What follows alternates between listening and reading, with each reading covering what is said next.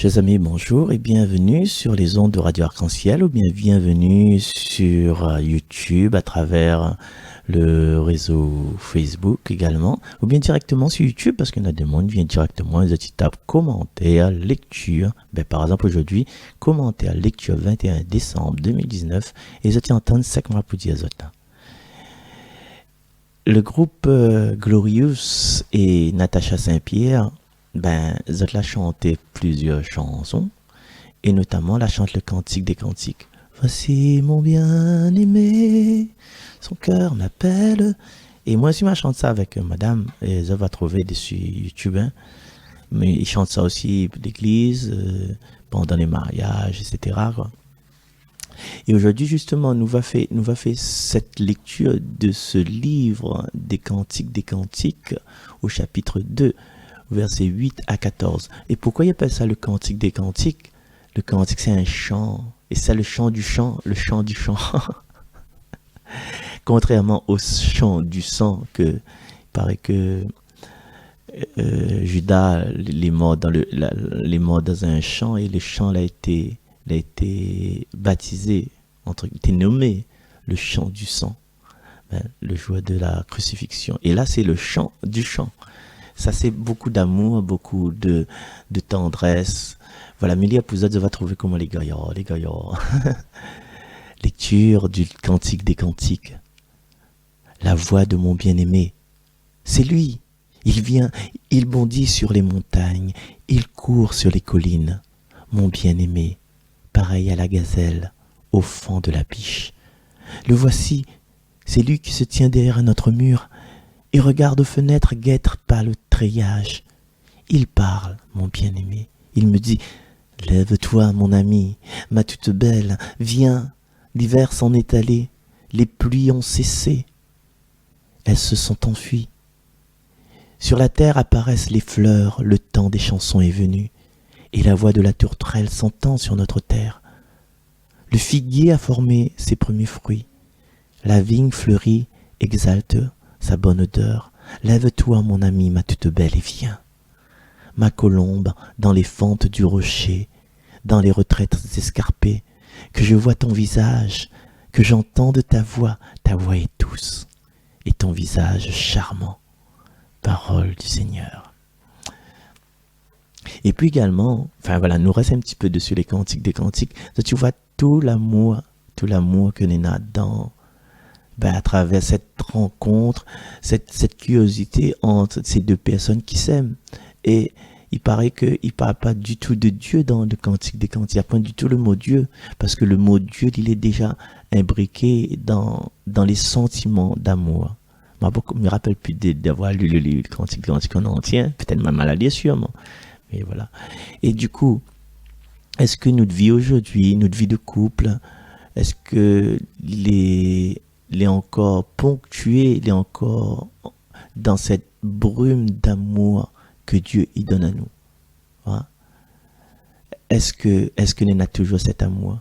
Et quand on a plus cet amour, quand nous aimons plus nous, que ça faut nous faire, faut nous retourner à nous vers Dieu, vers cette source-là, nous demandons à Dieu, chacun de notre côté peut-être, parce que nous cause plus avec, d'essayer de redonner des couleurs, parce que notamment la fin terne, la fin change couleur, il commence, il y a une couche de, comment faire ça, de moisissure dessus, faire fromage. Mais du coup, nous appelle Dieu à la rescousse. Et voilà, question de tu peux pas en mettre, s'il veut plus, si la femme, la fille, la fin tourne aller vers un autre bien-aimé, si le monsieur, la fin tourne aller vers un autre bien-aimé, comment il fait? Comment il fait? Reste fidèle à Dieu, et peut-être dans l'autre bien-aimé, il y a cet amour qui ressurgit.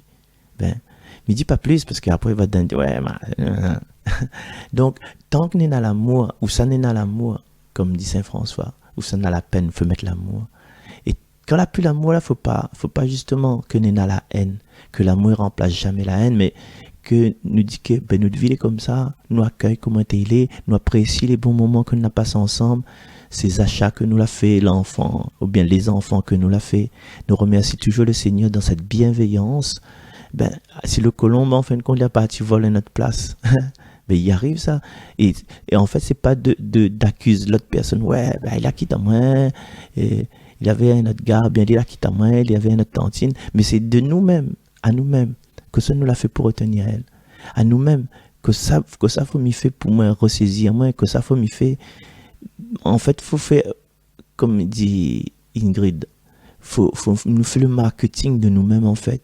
Parce que c'est pas parce que quand un monde quitte à nous que nous pense que nous veut plus grand chose.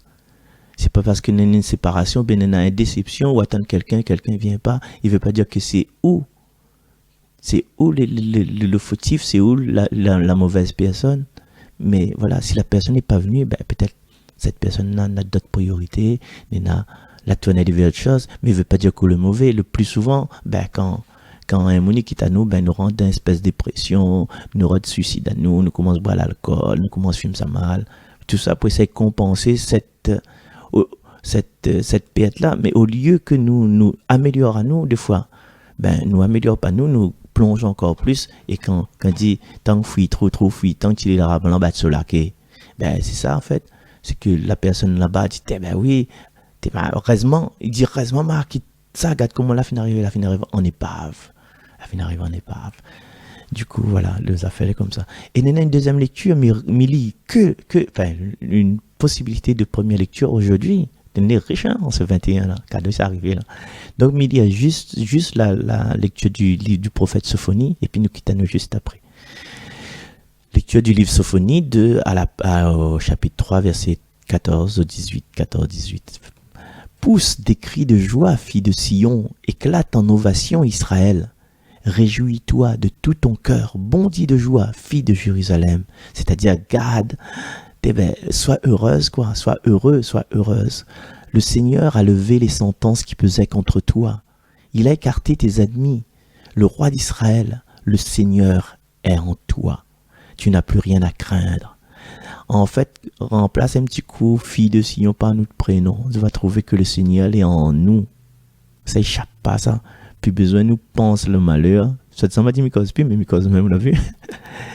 Tous les ennemis écartent, le Seigneur est en nous. Quand nous prenons conscience que le Seigneur est en nous, là, il veut dire nous laisse aller éclairer. Et quand il éclaire là, il pousse au loin les ténèbres.